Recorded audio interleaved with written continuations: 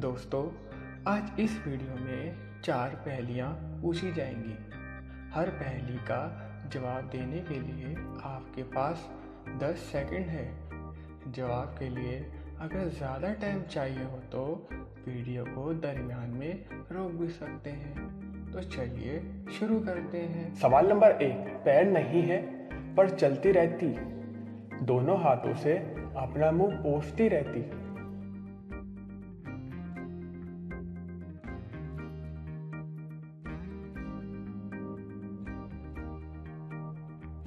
इसका जवाब है घड़ी।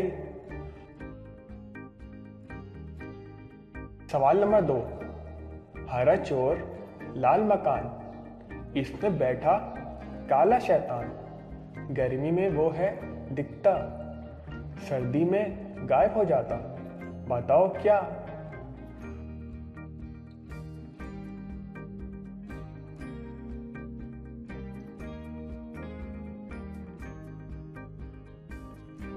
इसका जवाब है तरबूज।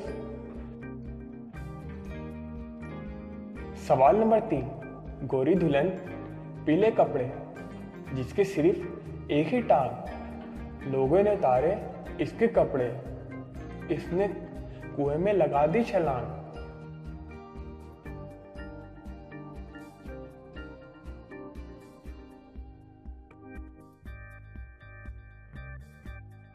इसका जवाब है केला। सवाल नंबर 4। वो कौन सा शहर है जो लव सिटी के नाम से मशहूर है?